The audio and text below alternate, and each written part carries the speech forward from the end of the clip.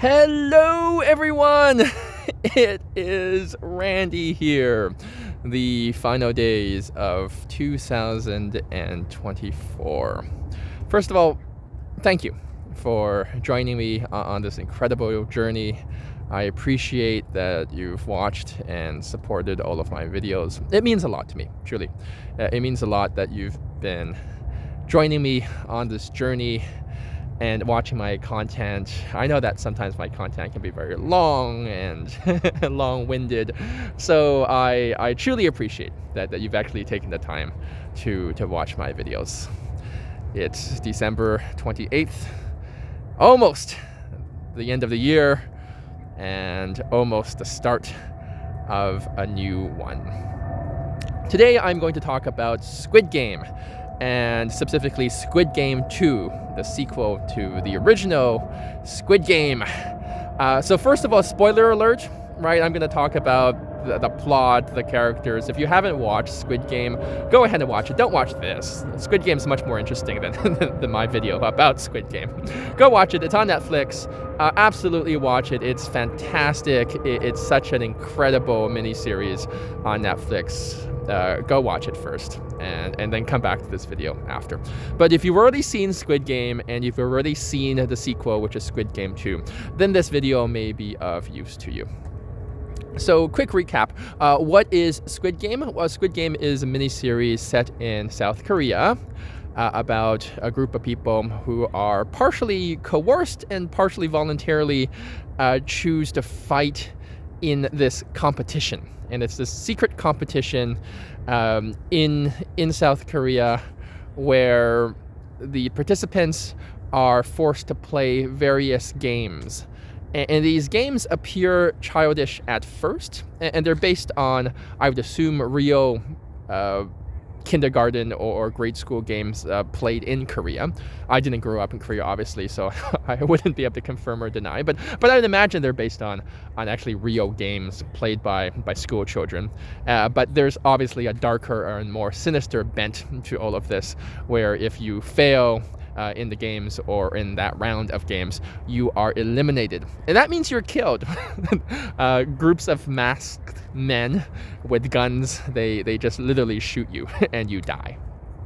So the premise is there's these group of people who are highly in debt. So they're desperate, they're in debt, they're recruited to be part of this game or rounds of games. There's about 6 rounds of games in Squid Game 1, and each round players are eliminated and they're killed until there's only one sole survivor, who's the main protagonist, player 4, 5, 6. Now, obviously, there's also an incentive for the people in the game to keep playing, and that's a lot of money. So the winner of the game gets about 46 billion Korean won. I don't know the conversion rate of that, but I would imagine it's a lot of money. It's 46 billion Korean won. Maybe that's a billion Canadian or American? 2 billion? I don't know. I actually don't know the conversion. So some obscene large amount of money that you get if you win. But as more players are eliminated in the game, the prize pool increases. So the only reason or the only way that you can end up with that money is if other people die. So it's a bit of a zero-sum game. It's very competitive. I absolutely loved the original Squid Game. A lot of people I talked to who saw it also loved it. It's very original. There's very creepy music, which is quite iconic. The costumes, the masks that people wear in the game, very iconic. The symbolism, very iconic. Some of the characters, also very, very iconic. Fantastic series. I'm going to talk about Squid Game 2, which is the sequel to Squid Game. And this is my critique. First of all, I don't think it exceeded the excellence or the originality of Squid Game 1. And in fact, it's quite difficult often for sequels to exceed the originality and the impact and the creativity of the original, because the original often is a self-contained unit. It has a start and an end, and it's written in that way. Sequels, I often find, are sort of things that people invent after. Especially, this is true especially with a lot of Netflix sequels and the sequels we find now in popular media, is that the original gets really popular, producers and directors and media companies see an opportunity to make money, so they force a sequel, right? The sequel really shouldn't happen from an artistic perspective. A lot of times the original, again, is a self-contained unit. It has a start and an end. It's self-contained. It should a lot of good art should have a period, right? That's the end of that art piece. Making it forcibly making it go longer just doesn't work. I'll give you, and I think everybody knows this, right? I think everybody knows that sequels often are not as good. I'll give you an example. Imagine people creating the sequel to the Bible. Just imagine that for a second. The sequel to the Bible, right? Can you beat the original? Right? Jesus dies and is resurrected. You're going to do the sequel now? Are you going to follow the subsequent life of resurrected Jesus? Or are you going to follow the life of the apostles, maybe their children? Like, it's just, sure you can. No one's going to read, or at least take very seriously, the sequel to the Bible, right? The original is a self-contained unit. It's a self-contained book. The sequel is never going to exceed it. So there's sort of that element overall, but specifically to Squid Game 2 versus Squid Game 1, why is it in this particular circumstance is the sequel not as good? And that's the nature of our analysis today. The why, not just the feeling that it's not as good, but let's go do a deep dive into the actual factors that make it not as good. Okay, so I'll start with the first argument, which is that the original is actually just so damn good, right? Sometimes, and it's a bit of a blunt argument, but sometimes you just have to state the obvious. The original sometimes is so good that it's difficult for the sequel to surpass. When the original is not as good, the sequel can just seem better because the original was crap. So sometimes, not often, but sometimes sequels to particular movies or series actually are better just because the original wasn't that good. And then the sequel seems a lot better because it expands on some of the ideas, it fleshes out some of the characters, and makes it a more fulsome experience. But for Squid Game, the original was just so excellent that it's hard to beat. Yeah, you're going to have to create something that is much more excellent. So that's sort of one of the obvious arguments and obvious critiques. It's just hard to beat the OG, the original, when the original is just so creative and so good. But let's go into some other points of analysis. The second thing I'll say is the sequel to Squid Game falls within what I call the Shakespeare problem.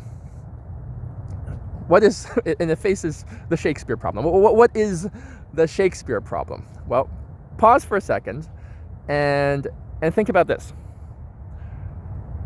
A sequel to Hamlet. Can you imagine a sequel to Hamlet? Well, if you know anything about Hamlet, I think it's going to be very difficult to do a sequel to Hamlet. You know why? Because everybody dies at the end of Hamlet. Yeah, everybody dies. Hamlet dies, the king dies, the queen dies, his best friend dies. Does his best friend survive? Maybe the best friend's the only person who survives. Certainly the antagonist dies. Rosencrantz and Guildenstern, they're dead. We all know that. Rosencrantz and Guildenstern are dead.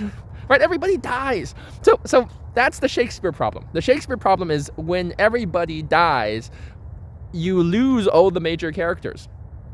And the premise of Squid Game is that everybody dies. It's a competition to the death, and there's only one character who can survive this competition to the death. After 6 rounds of competition, player 456, who's a protagonist of Squid Game and who is then the protagonist of Squid Game 2, he comes back, same guy, he re-enters the game, and for reasons I would describe later on in this video, he re-enters the game, and he again is the protagonist in Squid Game 2. But the problem is all of the major characters in Squid Game 1, they're all dead.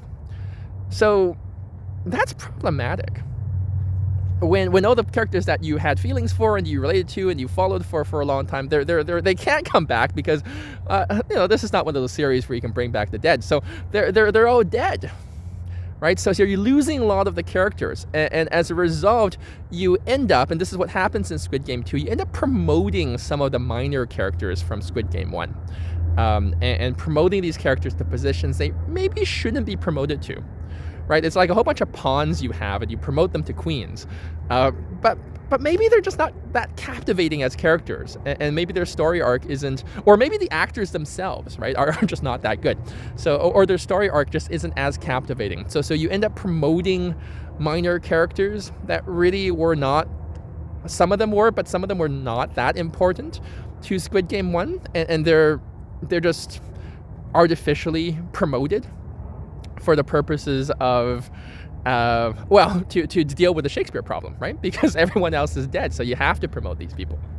So that's a problem, and that's like a structural problem with Squid Game 2, or with any series where you have to promote these characters. I would have actually, I think it would have been better. I would have actually liked for the protagonist of Squid Game 1 not to actually be the protagonist of Squid Game 2. I don't think you necessarily need him to be the protagonist. I think it could be about a very different group of people, because most of the main characters are dead anyways, right? He could make a cameo. He could come back, and it'd be nice and surprising and dramatic for him to come back in some way or contribute in some way. But I don't necessarily need to see him as the main character again. And there's a problem. The third problem, I think, is his motivations, which in Squid Game 2 is just revenge, right? And it becomes a revenge story. So you see this narrative arc, and it's actually very predictable. And this is sort of the idea I'm going to describe next, is that the revenge narrative arc, we've seen that before in things like Gladiator, and in movies like Hunger Games. And all of these movies have this sort of premise of some type of arena of competition. Like Hunger Games, Gladiator, Squid Game, they're all about competitions happening in a physical arena, where the players who win previously, they come back to some extent to try to overthrow the system. A little bit less so in Gladiator, although in Gladiator 2 there certainly is that element of we're trying to overthrow the system, which is the Roman government, right, of the time. In Hunger Games, the main character comes back with this revenge arc, where she's trying to overthrow President Snow and the people who are behind the Hunger Games, right, to overthrow the system. And Squid Game 2, a very predictable narrative arc again, is that our main character, player 456, comes back and he tries to overthrow the system from the inside. The classic, yes, I won, but now I want revenge on the system that put me in the game in the first place. It's a bit predictable. So that plot line of revenge, that what this now person is being driven by, is a little bit predictable, and I think that it makes it less complex. And you lose a little bit of that novelty. There's some ambiguity in the original Squid Game, where because the people are all sort of indebted and they're desperate, they fight. There's an inner battle as to whether they should continue the game or whether they should leave. But a lot of them actually voluntarily choose to come back because they're so indebted and their lives are so miserable that they actually think that it's better inside the game. So it's a social commentary on society as well. But in the sequel, at least for the main character, the surrounding characters, they have a little bit of that ambiguity as to whether I should stay or leave. The main character, well, he's just trying to overthrow the game, right? And he makes attempts to do that internally. So it becomes predictable, and that moral ambiguity, that character ambiguity, and that internal conflict in the character, it's not really present because his intention is very clear now, right? He's won the game once, he's back, and there's no ambiguity at all. He is just here to try to rebel against the system, but as an insider. So that's difficult as a plot structure for you to find levels of unpredictability and surprise when the intentions are so clear and there's lack of ambiguity. And the ambiguity is what causes what creates a lot of the good art and the good tension and the good that flavor is the ambiguity, right? When it's not just good versus evil, but there's some level of ambiguity. There's some spectrum of gray within the characters and within the entire environment itself. And that's what makes it. That's what makes really good art, because life is not black and white. It's ambiguous. Now, speaking of Gladiator, Hunger Games, and of course Squid Game, one of the big things that the big themes, of course, is this arena concept, right? And even going back to Battle Royale in 1984, right? This Japanese game show, where people fight to the death. They say that Hunger Games was based on Battle Royale in 1984, or at least inspired by it, the Japanese version. And if you think of Running Man, right, featuring Arnold Schwarzenegger, sort of same concept where people are sort of involuntarily thrown into a game and you have to fight to the death. So there's a lot of that was from the 80s. Running Man, Arnold Schwarzenegger, great movie, very fun. But there's a lot of games like that where people are thrown into some arena of some type.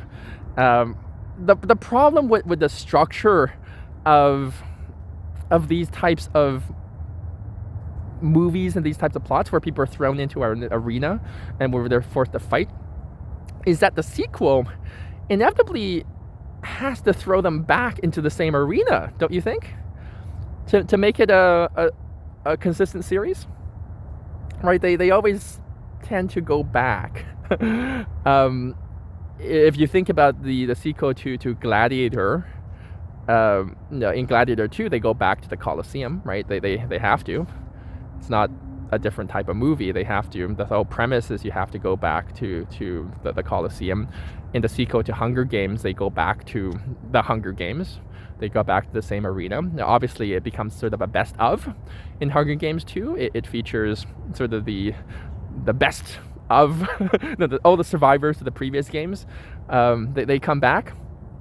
I remember there was a series of Survivor, the reality TV show for Survivor, where they actually chose all the survivors, the people who did the best, who won those previous rounds, and they actually brought all of them back, and they had sort of like the best of. So it's almost a bit like that. In reality TV, you see that. But in Hunger Games 2, the premise is the best of. They all come back and they have to fight. In Squid Game, it's not the best of, because that's just not the premise. But what I'm trying to say is that in all of these sequels, they have to go back to the arena, right? They have to go back, and there's only so much you can do in keeping things fresh. You can have new enemies, you can have new challenges within the arena, but you're back in the same arena. And the arena is a bit of a enclosed space, right? Whether it's the Colosseum or whether it's the Hunger Games, whether it's this arena that they have in Squid Games, it's sort of an enclosed space. So it's not that expansive in that way. You can already sort of understand and predict what happens within the arena. Yes, there's going to be new challenges. Yes, you have new characters, but it's an enclosed, narrow space that, in the original, it's really novel because you're introduced to this world. But when you're going back to the same arena just with new challenges and new characters, it can feel, again, predictable. That, okay, well, you're just fighting new enemies, or you just have new challenges, but it's more or less the same, right? The premise is predictable in that way. So in Squid Game 2, they play some of the same games that were played in Squid Game 1. So you've already seen these games played. They play some of the different games, right? There's new games that are introduced inevitably. There are new games, and that keeps things fresh.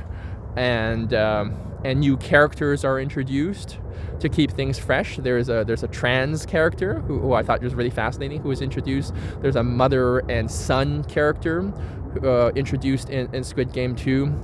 There's this rapper who's introduced, and then there is sort of a failed crypto entrepreneur, which is interesting because in real life in Korea there were certain crypto entrepreneurs, like the guy who invented Terra Luna, who was actually arrested for fraud, right? So I think it's a reflection of Korean society and some of the entrepreneurs who were truly engaged in the fraud, and they were arrested.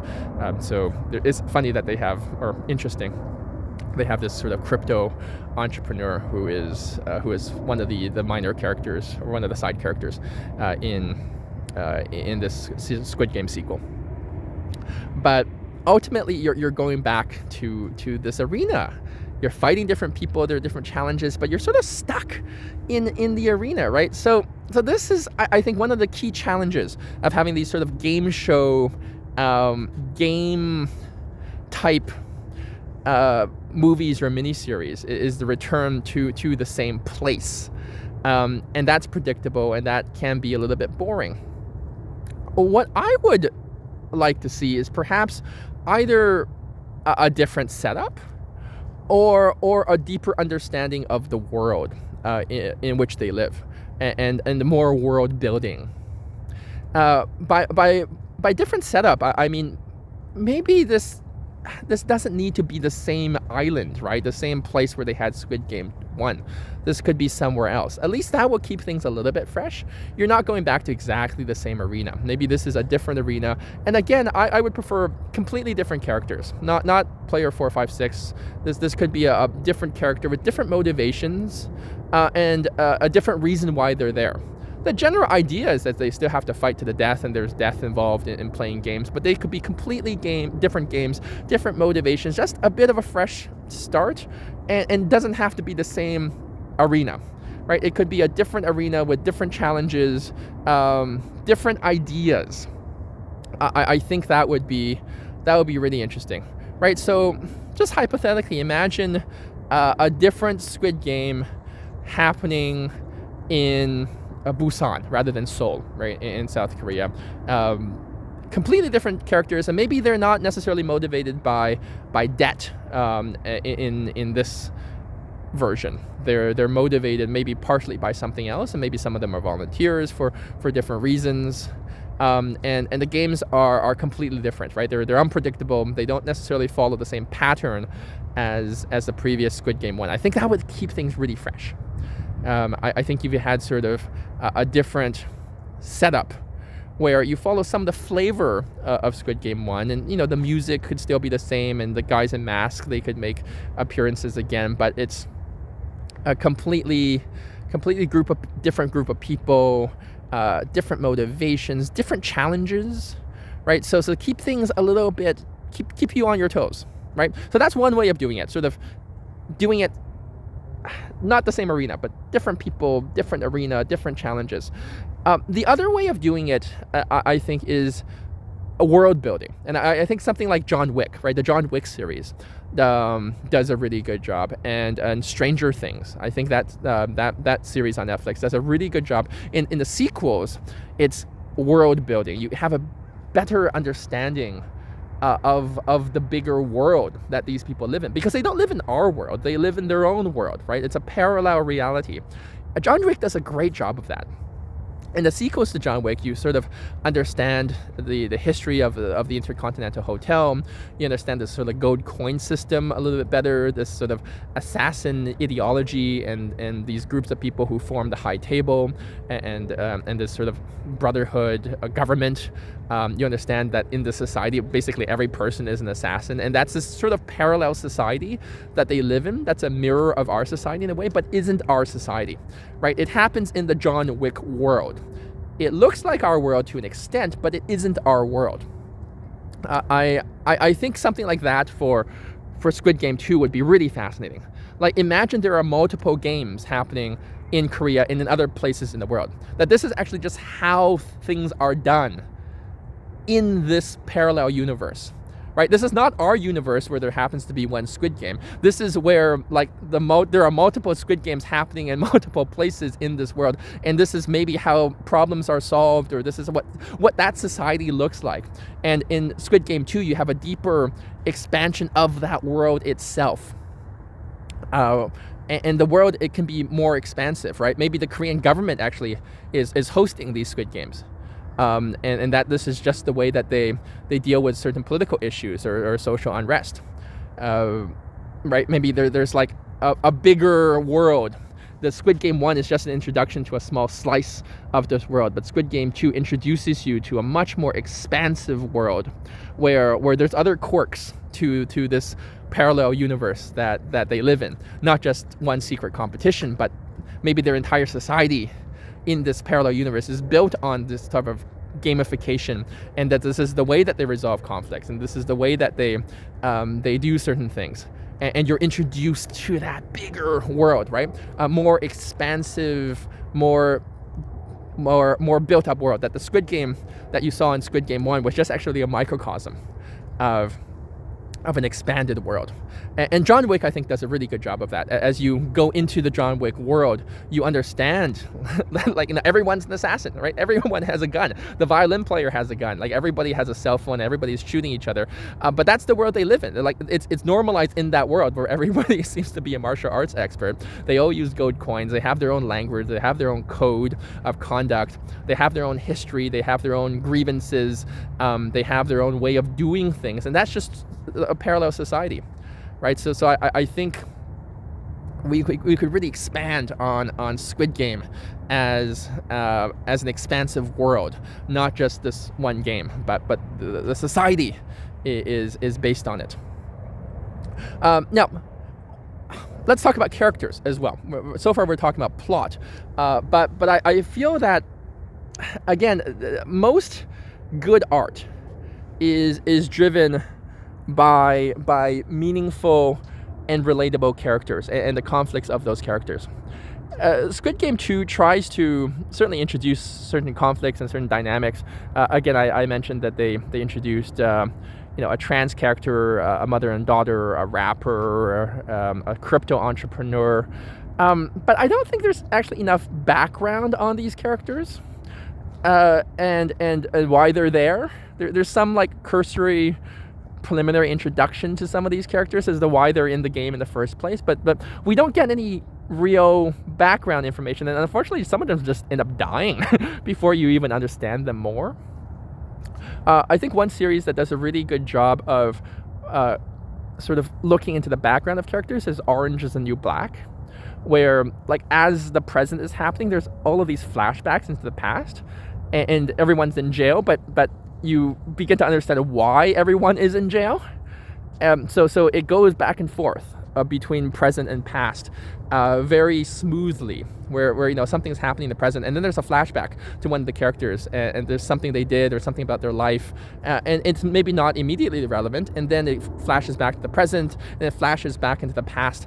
I think Squid Game 2, and now it would take a very different directorial vision, but I think Squid Game 2 could really do that. Where you have these characters, like why are they there, right? Because a lot of them are there. Some of them are coerced, but a lot of them are in the game voluntarily. So what is it about their debts and their personal miseries? Why are they there? And there's some basic verbal explanation, and in the beginning there's a little bit of character introduction for the sort of the characters who are not character 4, 5, 6, right? All the other people in the game. But I would really love to see some flashbacks to this crypto entrepreneur, the mother-daughter team, some of the female characters. There's one female character who's pregnant, the trans character. Like, why are they there? Who are these people, right? So having a little bit of a flashback as to who these people are, that deeper character development, I think would be so interesting and so useful for a sequel like Squid Game 2. Instead, most of the action that takes place outside of the arena in Squid Game 2 happens to be a group of essentially military people who are hired by player 4, 5, 6 to try to find the island, right? Again, this goes back to the revenge narrative. So most of the scene, most of the action takes place in the arena. and any outside of the arena action that you see, any scenes are generally of these military people and a group of people trying to find the island, trying to essentially overthrow the designers of the game, right? So they're people hired by the protagonist to try to find the island to fulfill his will of overthrowing the game designers and the people who designed the game. It's sort of interesting, but it just, again, follows that predictable plot of revenge, right? That these people are physically trying to find the arena. It's that rebellion sort of narrative, right? You saw that in Hunger Games where they try to overthrow the system. You see that in Gladiator where they try to overthrow the system, that the people within the game then try to get outside help to try to overthrow the system itself, the people who designed the game. So very predictable. I would have wanted, again, more in-depth character development and a deeper understanding of the people inside the game, rather than having a plot about revenge and rebellion. That's my preference as to what would have been, I think, really captivating in terms of making Squid Game 2 better than it actually was. What are your thoughts so far? I highly recommend that you watch Squid Game 2. I think it's absolutely fascinating series, even though it wasn't as good as the original. Do I have any other thoughts on this? So we've talked about character development. We've talked about the narrative arc. We've talked about motivation. Oh yeah, there's one other thing I would mention, which is, did they have to make a sequel? Right? They could have made like a prequel, Squid Game Origins. I think that would have been actually more fascinating than the sequel, because again, the sequel is predictable. But Squid Game Origins, like, why do they have Squid Game? Right? Who are these VIP people who get invited? Who are the game designers? Right? Why do they even have this? I think sort of the original Squid Game idea, the genesis of Squid Game, the first ever Squid Games, that I think would be really fascinating. I would love to see Squid Game Origins. So there was an old man in Squid Game 1 who turns out to be one of the antagonists, and you don't know this, of course, but he turns out to be sort of an embedded antagonist in the game, who is a participant but also a game designer. I would love to see sort of maybe him as a younger person, right? To follow him as a younger person when he first designed Squid Game, or his involvement, what caused it, why did he design it, his own personal tragedies and motivations, and the first ever Squid Game, right? So that would, I think, be really fascinating to look at the origins. If you look at other franchises that follow this sort of fight to the death pattern, a little loosely related, but not exactly, but is the Purge series, right? In the Purge series, there's a new law in America where one day of the year people are allowed to engage in all types of crime and kill each other, and rape and murder and theft, and anything is legal for one day. So in the Purge series, they expand on that world several times through a number of movies, and there is actually one movie where they talk about the origin of the Purge, right? The very first Purge. What were people trying to accomplish at the time? What were the politicians trying to accomplish? Why did they have the Purge to begin with?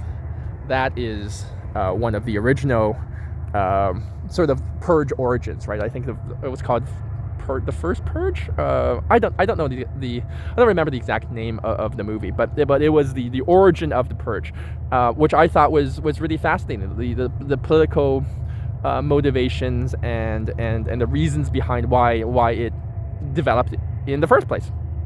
So I think an entire series on the origin of Squid Game and the motivations of those people and the challenges and a completely different group of contestants that's looking into the past rather than looking into the future, that I believe would be more captivating than Squid Game 2. That's what I have to say about Squid Game. I mean, it's really interesting. But if I were to redo Squid Game 2, right? If I had a magic wand and I were a film producer or a producer of Netflix, here is what I would do. I think I would certainly make Squid Game a reflection of a much larger world. That there is probably maybe more of these games happening all over the world, and this is just the one that's happening in Korea, right? There's a lot of these games. I think there should be more larger things at stake rather than just whether you survive in the game. I would make it more political. I think I would have different countries maybe having games, right, at a much larger level, and this is maybe how international conflicts are resolved, right? Instead of having nuclear war in this particular world, you discover that there's some moral ambiguity where maybe South Korea and other countries are resolving, like at the government level, they're resolving conflicts through these games, or this is just part of a larger reality that they live in, and it's, I think that should be more interesting, that there is a bigger context to all of this. And Squid Game 1 introduced you to just a taste of this world, but this world is actually something that can expand and expand and expand, and that's how you get like something like the Star Wars universe, right, where you now have spin-offs of this world. Star Wars, the original Star Wars, just created such a strong world that you can have spin-offs, that you can have independent stories based on this world that they live in. With Squid Game 2, like I think I would have wanted it for them to go into that direction, or a more expansive direction, with the possibility that it's so good that there could be even spin-offs, instead of just sort of narrowing it down to the same character and following him chronologically, right? Which is sort of the easy way to do it. It's like, this is the chronology of what happened to this character and how he's going to react after, right? This is part 2. It's 3 years later chronologically. Now he wants his revenge. But I think a different take would be so much more flavorful. Like if they could create like sort of the Star Wars universe, or sort of the Lord of the Rings universe using Squid Game. The Squid Game is just the original, but there's just so much more going on in this world where sort of everything is a game. Like imagine a world where maybe business disputes between large corporations are resolved by games, where they send their employees to play these games, and whoever wins gets the business deal. Or where governments use this game in replacement of war. I mean, maybe there's a North Korea, South Korea element to it, where instead of having a war between North Korea and South Korea, they actually have sort of an officially sanctioned Squid Game as a way to resolve certain conflicts. And that would just be so interesting. Where other ways where these games exist in this world, where most things are resolved by games that are fought to the death for whatever reason, and not just for entertainment, but maybe for actually serious purposes. Maybe this is how they settle divorce in this parallel world, right, where you have a whole bunch of husbands and wives put into some kind of game, and that's how they resolve their differences, and half of them die, right? And that's how custody is determined in this world. Is and there's so much you can do with it. I remember in The Purge, in one of the sequels of The Purge, they had purge tourists, right? People from South Africa and other places coming to the United States to to engage in the purge, because this is the only place where they can get to kill people one day a year. So there's tourists coming, right? I thought that was so fascinating, where they had purge tourists. That's such an interesting social commentary, because you have conflict tourists. You have people who go into conflict zones just because, right? Because they want the excitement. You have sex tourists, people who go to Thailand or Ukraine or places, Philippines, Colombia, where they go just to find women, right? So why not purge tourists? Why not people who go to the United States for one day a year for the purge? So why not have a world where other people in other places in the world where they don't have Squid Games, they come to Korea for a Squid Game, right? They actually come voluntarily to engage in Squid Game, right? You have these, so you have a much more expansive world. There's more connectivity between people, and that this is not just some one secret game that's taking place, but this is actually the society they live in. This is their world, and you can have so many different characters playing so many different games at different levels, but it's sort of a gamified way of dealing with societal issues, right? Because in Squid Game, the main issue is people's debt, right? And there's some element that the designers of the game are taking advantage of these people, and they're doing it for people's entertainment, which is great. That has sort of like a Truman Show element to it, right? It's just for other people's entertainment. But I think you can expand on that concept a lot more. Because if you stick with this concept that this is a group of malevolent actors forcing people to play life or death games for people's entertainment, that premise can only go so far. But if you expand it to an entire world where not just entertainment is gamified in this life and death way, but all conflicts, right? All major conflicts in this particular world, this parallel world to ours, is determined by games and different games. That would be so cool, right? That would be so cool, and I would love to see that. That's how it would obviously be a larger budget, more expansive universe. But that's what I would do. I would expand the universe of Squid Game. And that's what a true sequel should look like. If you're taking something that's already really excellent and you want to make it more excellent, then let's make it really big, right? Let's make the original just the tip of the iceberg to something that's actually much bigger than what you think that you see.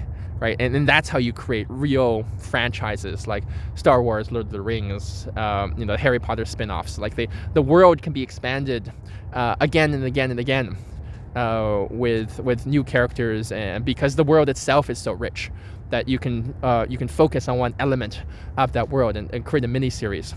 And that's what you saw with John Wick, right? There's sort of spin-offs of John Wick because the world is so expansive and juicy, and they have their own code, their ideology, their own way of doing things, that you can take any of these characters and expand on those characters in the John Wick world, which you right now with the way that they're doing Squid Game, you can't, because Squid Game 2 just makes it more narrow.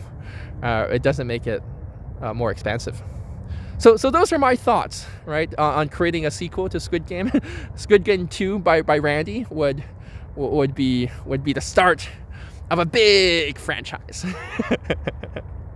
All right, those are my thoughts. That's my analysis. I hope you're having a really amazing time. 2025 is just right around the corner. Watch Squid Game 1.